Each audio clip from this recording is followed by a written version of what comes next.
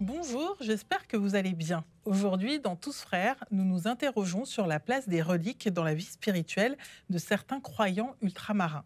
La vénération des reliques et des objets sacrés occupe une place particulière dans la spiritualité, mais que signifie réellement vénérer une relique? Rencontre donc avec ceux qui perpétuent ces traditions.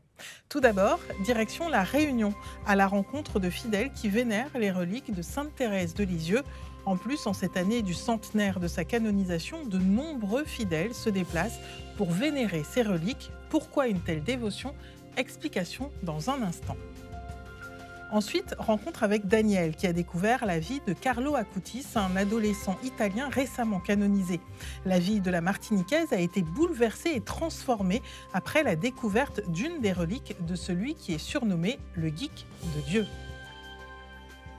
Dans la chronique cette semaine, lumière sur la vénération dans d'autres spiritualités présentes en Outre-mer.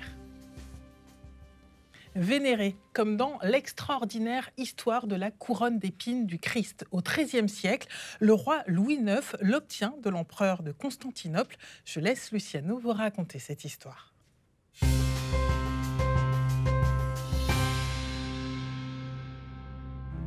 Vénérer, comme dans l'histoire de la couronne d'épines.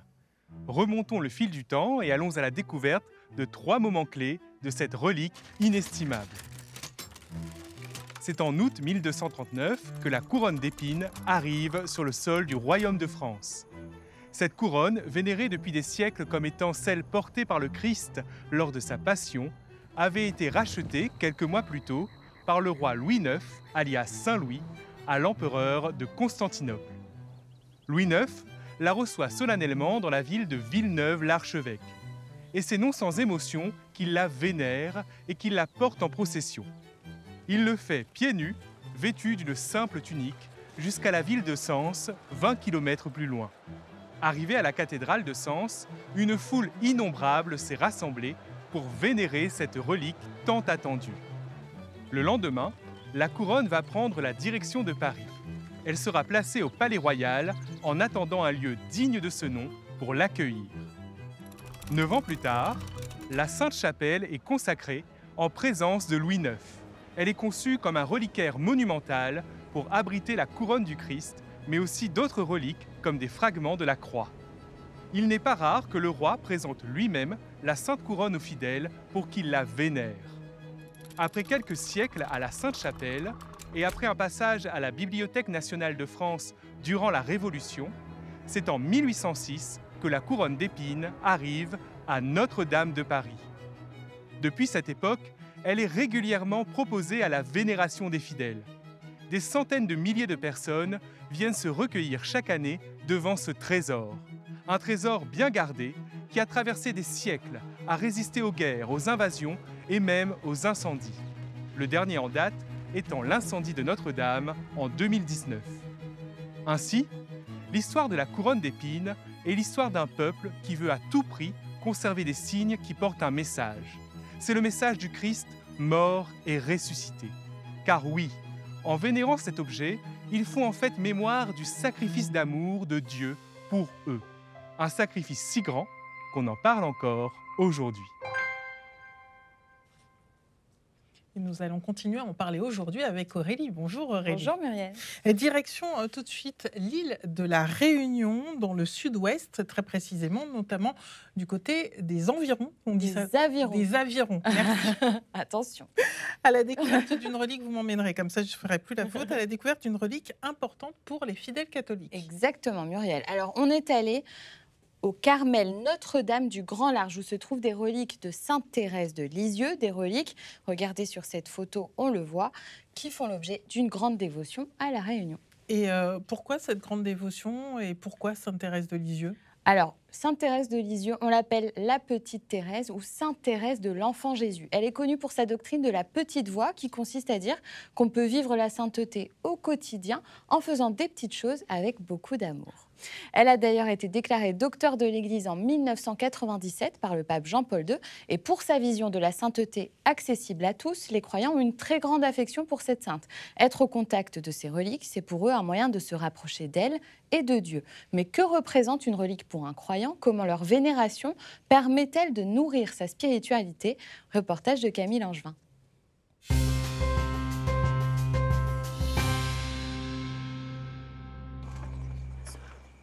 Dans l'obscurité du soir, les lampes de poche des fidèles se fraient un chemin pour arriver au Carmel Notre-Dame du Grand Large, un monastère situé dans l'ouest de l'île.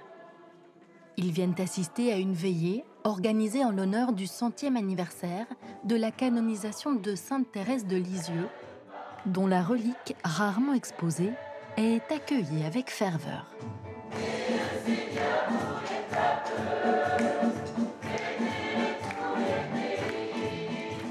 Parmi les croyants, Soraya et Varineka. On se rend compte qu'on a une chance inouïe de pouvoir avoir la grâce d'accéder à sa relique. On a l'impression qu'elle est toute proche à côté et qu'on peut la toucher, presque même lui dire merci et l'embrasser. Le fait que la relique soit présente et qu'on la touche, qu'on s'agenouille devant, ça représente un espoir, c'est ça. Dans ce petit coffret, appelé reliquaire, se trouve une infime partie du corps de Sainte Thérèse. Chaque année, les fidèles sont invités à lui écrire une lettre pour demander les grâces qu'ils souhaitent recevoir, comme l'a déjà fait Eddy. J'avais demandé d'avoir une mutation, de me rapprocher de la personne avec qui je suis l'année d'avant. Et en voyant que toutes les grâces étaient obtenues, que Thérèse a jusqu'au bout, elle est partie jusqu'au moindre détail, c'est très très surprenant et c'était une grande joie. Je suis parti en France en pleurant, surtout parce que les grâces étaient exaucées. La relique de Sainte Thérèse a été offerte aux 12 sœurs carmélites de la Réunion en 1983 par le Carmel de Lisieux, où Sainte Thérèse passa toute sa vie religieuse. Une vie religieuse contemplative basée sur la prière, comme le prônent les carmélites. Il y a eu une occasion, un pèlerinage organisé pour Rome. Et son papa est parti avec elle et sa sœur Céline pour ce pèlerinage à Rome. Et lors de l'audience avec le Saint-Père, elle a demandé l'autorisation au pape Léon XIII d'entrer au Carmel à 15 ans. Même si le pape lui a dit « si le bon Dieu le veut, vous allez entrer ». Mais c'est vrai qu'elle a vécu vraiment une croix à ce moment-là, parce qu'elle avait ce désir que le pape lui dise « oui ».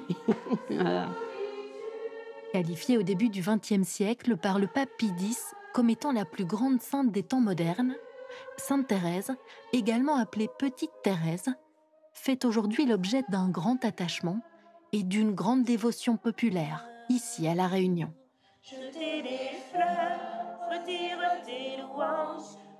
En 2003 déjà, à l'heure de passage à La Réunion, les reliques, originaires de Lisieux, avaient déjà suscité une immense ferveur auprès des Réunionnais.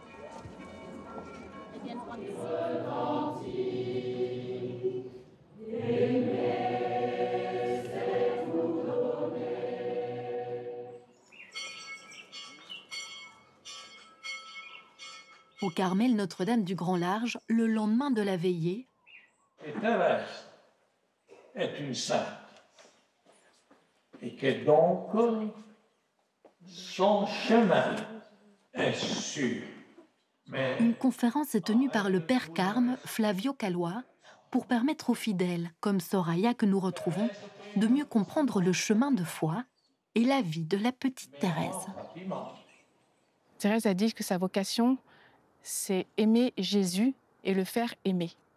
Et donc je pense qu'à travers elle, nous sommes en train de vivre cette expérience d'amour avec Jésus à travers elle.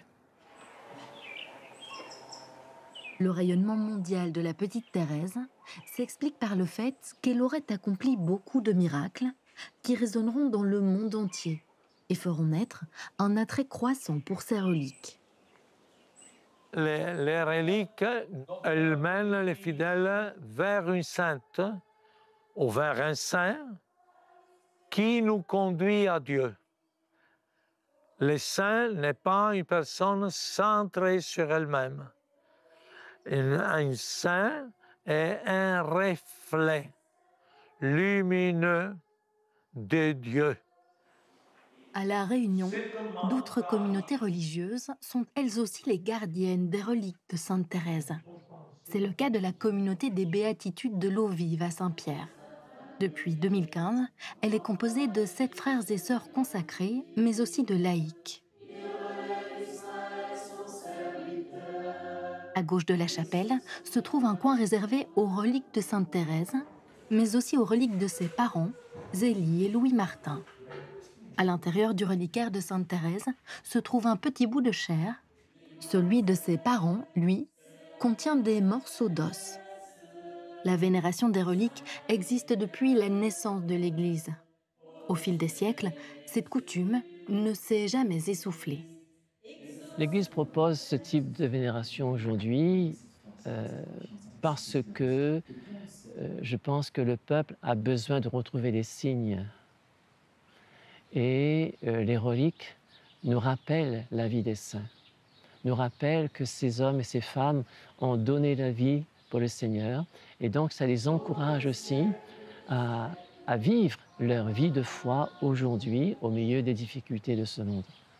Voilà. C'est plus qu'une statue. Une statue, ça nous rappelle une statue de Marie, une statue de Jésus, etc., ou d'un saint. OK, ça nous rappelle, ça nous aide à prier, nous catholiques, mais les reliques, à mon sens, c'est beaucoup plus que ça, parce qu'il y a vraiment une présence qui est là.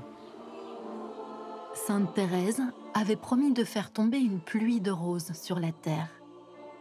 Dans les églises réunionnaises, cette pluie prend aujourd'hui la forme d'un pèlerinage, d'un regard posé sur une relique ou encore d'un cœur qui s'ouvre. Une présence discrète mais brûlante, une sainteté de l'ordinaire qui continue de parler à chacun, ici et maintenant.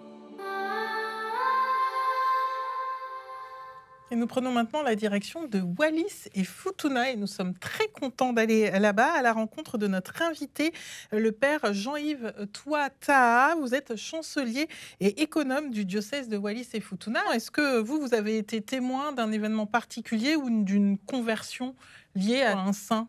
Pas du tout. Je n'ai pas été témoin, ni quoi que ce soit. C'est plutôt être à l'écoute de toutes ces personnes-là qui font leur pèlerinage justement au sanctuaire et qui expriment justement leur émotion. Vénérer et adorer sont deux choses différentes. Comment bien faire la distinction? Vénérer, c'est plutôt orienté, comme le père jésuite l'a indiquement signalé, a signifié, c'est orienter les fidèles vers Dieu. Ce n'est pas adorer, tout comme on adore le Saint-Sacrement à la fête de l'Eucharistie avec la procession du Saint-Sacrement. Là, c'est vraiment adorer Dieu lui-même. Donc, la vénération des saints est une prière d'intercession à travers leur vie intérieure, de ce qu'ils ont pu faire de leur agir, à être fidèles à cette foi-là que nous sommes tous appelés à croire à la mort, à la passion et à la résurrection du Christ lui-même. Comment sont authentifiées les reliques, justement? Ça doit être un processus scientifique, j'imagine? C'est toute une procédure qui se fait à Rome. Il y a un examen et une validation.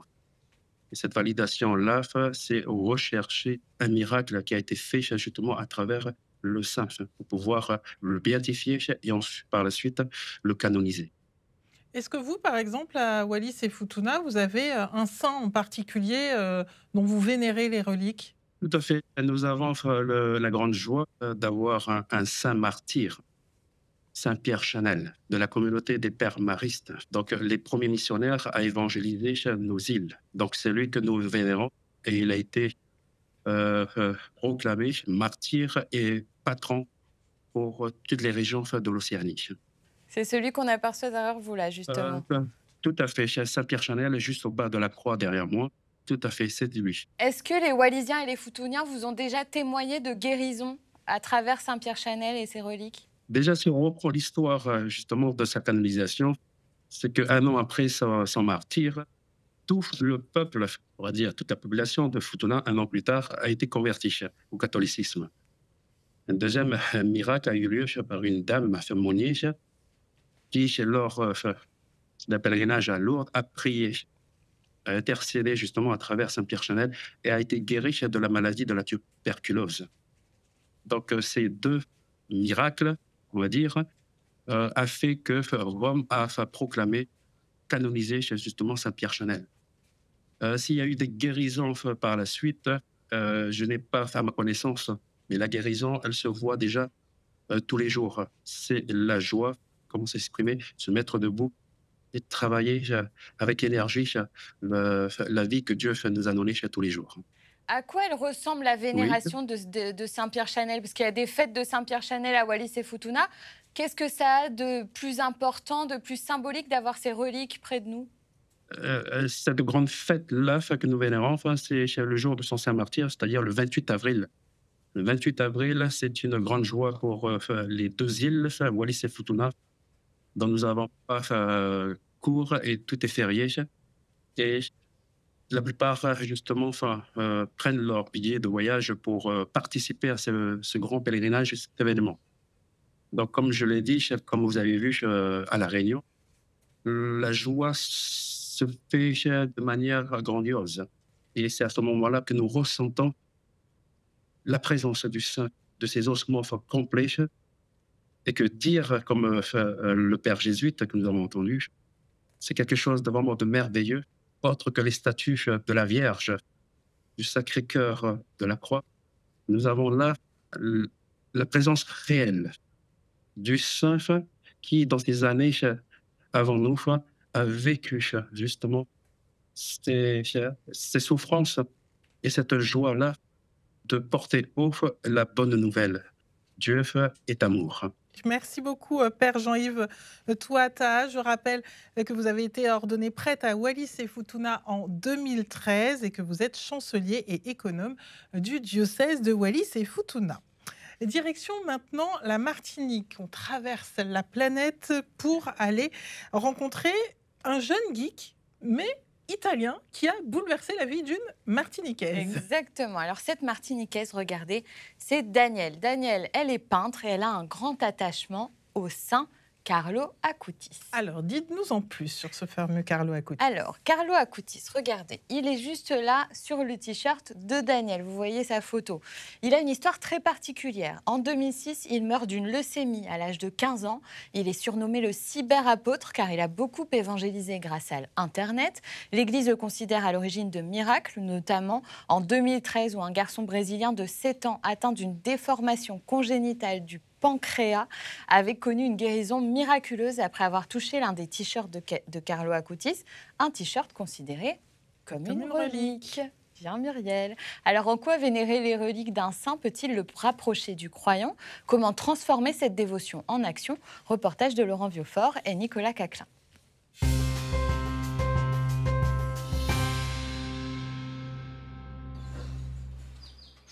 La peinture fait partie de moi, c'est un moyen d'expression.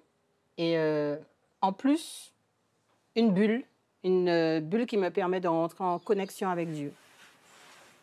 Il y a à peu près 1 an, la rencontre avec la relique a changé ma vie, a changé en tous les cas une partie de ma vie. C'était lors de la préparation des 3 jours de séminaire pendant le carnaval. J'avais demandé à Carlo de me permettre de vivre l'abandon et de me laisser vraiment comme il dit, moins de moi et plus de Dieu. Et pendant ces 3 jours, j'ai même eu l'occasion de peindre les yeux fermés. Donc c'était vraiment quelque chose de surnaturel. Je crois qu'en présence de la relique de Carlo, il se passe quelque chose. Personne ne reste indifférent. Donc j'ai regardé le film de sa vie, j'ai cherché à savoir qui il était, ce qu'il faisait, comment il était arrivé là. Carlo m'inspire chaque jour. D'ailleurs, mes enfants disent que je parle beaucoup de lui. Mais c'est un exemple d'un jeune et puis moi, j'aimerais que tous les jeunes puissent prendre exemple sur lui. Oui, coucou. Dis donc, le bon matin, on part. La relique, c'est une belle histoire parce que Carlo, c'est un beau témoin pour les jeunes et aussi pour les adultes. Et en cadeau, j'ai reçu la relique. Il s'agit des cheveux de Carlo. Un cadeau qui n'a pas été gardé précieusement à la maison. J'aurais pu le faire. Mais dans mon cœur, c'est comme les amis de l'enfant Jésus. Il est appelé à être donné, à être partagé. Je vous dis bonjour. Merci à tous d'être présents pour ce petit temps de prière avec notre ami Carlo Acutis, que nous aimons beaucoup. Le groupe Ma Vie en Jésus est très jeune. Il a moins d'1 an. C'est un groupe qui invite les jeunes à vivre leur foi et à parler de leur foi à d'autres jeunes. Dans nos rencontres, nous prions, nous parlons, nous échangeons sur notre vécu personnel, sur nos ambitions aussi, et puis sur l'impact de Carlo dans nos vies. C'est un jeune qui a vécu les mêmes préoccupations qu'eux, les mêmes distractions qu'eux. Et malgré tout ça, il a su donner la première place à Dieu. Et je crois que lorsqu'ils entendent parler de Carlo, ils ne peuvent rester indifférents à cela. Alors les jeunes, comment ça se passe pour la vidéo de l'avenir? Ça se passe. Là, le but, c'est de créer des vidéos qui seront sur la chaîne YouTube du groupe Ma Vie en Jésus et qui vont parler de Marie, un jour, un vocable. Carlo Acutis avait mis ses capacités d'informaticien pour créer cette magnifique exposition des miracles eucharistiques, mais il a surtout créé le site Internet de sa paroisse. Il a été appelé le Saint des Geeks. Je suis sûre et certaine que nous pouvons évangéliser à partir des vidéos sur les réseaux. On a la possibilité de toucher des cœurs à des milliers de kilomètres. Dans les années à venir, je vois le groupe avec les jeunes, même sans moi. Donc la mission continue et pourquoi pas avoir des Ma Vie en Jésus en Chine, au Japon, aux États-Unis, que ça ne s'arrête pas. Et dans la chronique cette semaine, Aurélie, voyons ensemble quelle est la place des reliques dans les différentes religions. Commençons, si vous le voulez bien, par les hindous. On va commencer par les hindous, alors. Alors, regardez. Chez les hindous, par exemple, il n'y a pas de reliques corporelles parce que le cadavre est considéré comme une source de pollution, d'où les cendres renvoyées au Gange. Les hindous vont privilégier les représentations de divinités, comme celle-ci qu'on a déjà vue, celle de Ganesh, et ils vont la vénérer pour faciliter la connexion avec le divin. Mais il n'y a pas de reliques à proprement parler. Et est-ce qu'il en existe dans d'autres religions ? Oui, on peut notamment parler des musulmans. Alors, chez les musulmans, le culte des reliques est beaucoup moins important que chez les catholiques, car ils n'accordent pas une grande importance au corps humain ou aux objets qui ont appartenu aux défunts. La seule exception, c'est ce qui va être en lien avec le prophète Mohammed. D'accord. Et y a-t-il des reliques comme on en trouve justement chez les catholiques ? Oui, on peut notamment parler de celle qui est la plus vénérée et de loin. Regardez, c'est le manteau du prophète Mohammed. Alors chaque année, c'est cette photo justement, c'est pendant le mois du jeûne du Ramadan. Il est exposé à la mosquée İlkay Şerif à Istanbul, en Turquie, et des centaines de milliers de croyants vont venir vénérer cette relique avec un objectif, se rapprocher de leur prophète et mieux s'inspirer de ses enseignements. Il faut quand même préciser que certains courants islamiques regardent cette forme de piété avec un peu de méfiance, notamment à cause du risque d'idolâtrie contraire au principe du monothéisme strict. Et chez les bouddhistes, il y a une vénération très similaire à celle des catholiques. Oui, exactement. Alors, chez les bouddhistes, la vénération des reliques est très présente. On vénère les reliques des Bouddhas, des différents Bouddhas, mais aussi de certains moines bouddhistes. Et c'est cette phrase de Bouddha, regardez, qui peut peut-être nous l'expliquer. Je vous laisse la lire, Muriel. Celui qui voit l'enseignement me voit, et qui me voit, voit l'enseignement. Voilà, à la mort du Bouddha Siddhartha Gautama, le premier Bouddha, environ 400 ans avant Jésus-Christ, les restes de sa crémation ont été précieusement recueillis. On peut trouver des petits os de doigts, des dents qui sont contenus dans des reliquaires. J'en ai une image, regardez comme c'est joli, juste ici. Et regardez, là, c'est magnifique. Hein. C'est une petite dent qu'on voit là dans le reliquat. D'accord, et est-ce qu'elles sont toujours visibles par les croyants ? Alors, certaines sont visibles toute l'année, d'autres sont sorties pour des occasions. Celles qui sont visibles toute l'année, elles sont contenues dans des stupas. Les stupas, ce sont des mausolées. Ici, on est à Kandy, au Sri Lanka, et on appelle ce temple le temple de la dent.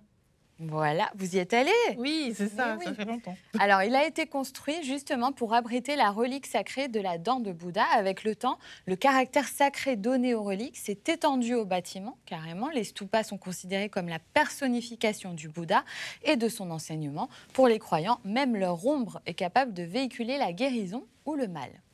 En résumé, si la vénération des reliques prend des formes et des significations différentes dans les religions, elle est toujours un moyen de se reconnecter physiquement à la foi du croyant, une manière de se connecter visuellement à l'invisible. Et pour aller plus loin, nous vous proposons une lecture témoin du mystère. Les auteurs accompagnent le lecteur dans un voyage à travers le temps, un ouvrage très documenté avec des centaines de rencontres et des milliers d'analyses de documents, de photographies également à retrouver aux éditions Artege.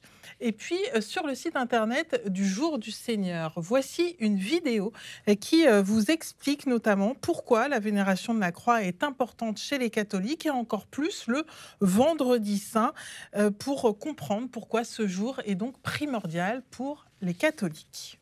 Et vous allez pouvoir retrouver cette émission et bien d'autres sur notre site internet avec des contenus sélectionnés par la rédaction. Qu'avez-vous pensé de cette émission, par exemple? Répondez-nous sur nos réseaux sociaux. Tous frères, tousfrères.tv, vous allez nous trouver un peu partout. Moi, je me souviens des reliques de Sainte Thérèse. Là, on a vu les images dans le reportage.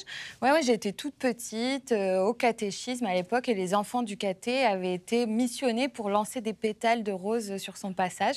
Bon, moi, je ne comprenais pas. J'étais assez surprise par toute cette affluence, tout ce monde. Mais c'était un peu comme si les gens avaient donné rendez-vous à Sainte Thérèse ou inversement ce jour-là. Bon, moi, j'ai pas la piété des reliques en tant que telle, mais c'est vrai que cette ferveur-là, elle m'a marquée jusqu'à aujourd'hui. Moi, ce qui m'a marqué, c'est une rencontre avec un monsieur qui est devenu un ami à Dijon. Et il allait sur les lieux des pèlerinages, parce qu'à Dijon, il y a Sainte-Élisabeth de la Trinité.